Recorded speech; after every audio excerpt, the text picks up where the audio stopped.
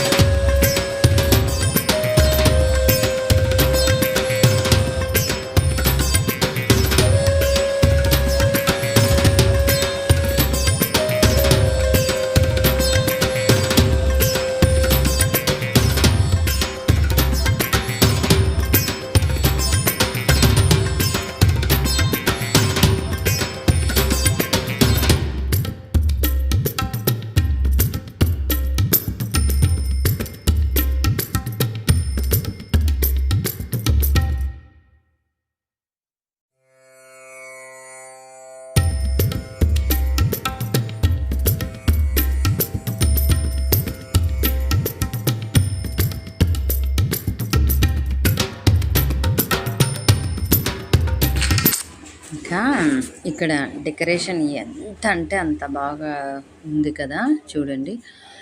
ఇంకోటి ఏంటంటే every year ఇళ్ళకు పూజలు అనేటివి జరుగుతాయి అన్నమాట. డిసెంబర్ ఆ మంత్లోనే ఉంటాయిలేండి. ఆల్మోస్ట్ 6, 7, 8, 9, 10 ఆ డేట్లలో ఉంటాయన్నమాట. ఇంకా ఆల్మోస్ట్ అంతే, ఆ వీక్లోనే కంపల్సరీ ఉంటుంది. డిసెంబర్లోనే ఖచ్చితంగా ఎవ్రీ ఇయర్ డిసెంబర్లో జరుగుతుంది. అసలు చూడండి, 2 కళ్ళు చాలు చూసే వాళ్ళకి ఎవరికైనా సరే. అక్కడ చూడండి సింహం కదులుతూ ఉంది కదా, ఇంకా ఆ డెకరేషన్ వేరే లెవెల్ అండి. చూస్తేనే అర్థమైపోతుంది, అంత బాగుంటుంది, అంత కన్నుల విందుగా ఉంటుంది. నాకైతే అసలు ఎంత నచ్చుతుందో అంత నచ్చుతుంది. నాకనే కాదు, అక్కడ మా ఏరియా వాళ్ళందరికీ కూడా. అసలు ఇంకా ఈ వీళ్ళకు పూజలు వస్తున్నాయంటే ఇంకా మాకు అనౌన్స్మెంట్ ఇస్తారనమాట.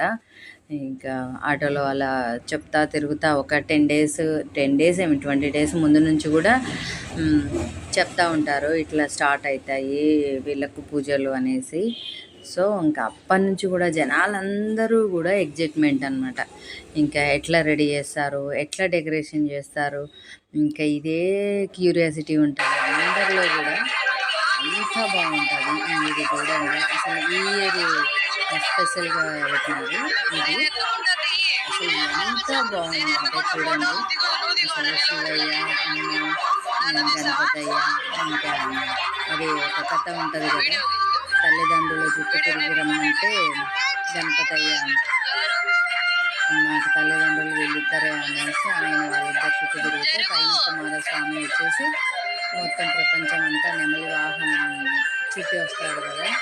కానీ ఈ విఘ్ననాథుడు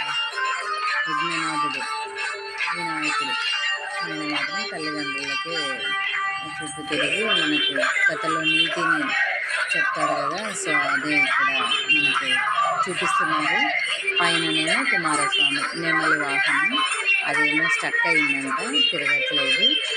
ఇంకా వినాయకుడు అప్పుడు మంచిగా తిరుగుతున్నాడు. ఆయన తిరుగుతూ ఉంటే అందరూ కూడా వచ్చి ఇక్కడ మంచిగా పిక్స్ అయితే తీసుకుంటున్నారు.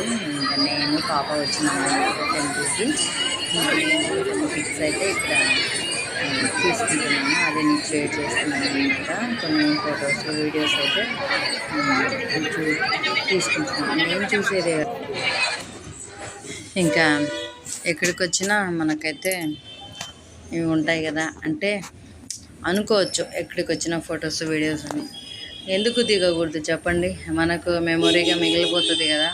అరే ఆ ఇయర్ అట్లా అక్కడికి వెళ్ళేటప్పుడు అక్కడ మంచిగా ఫొటోస్ అవి దిగినాము అనేసి గుర్తుంటుంది కదా. మళ్ళీ మళ్ళీ అవి గుర్తుండాలంటే ఉండవు కదా మనకు.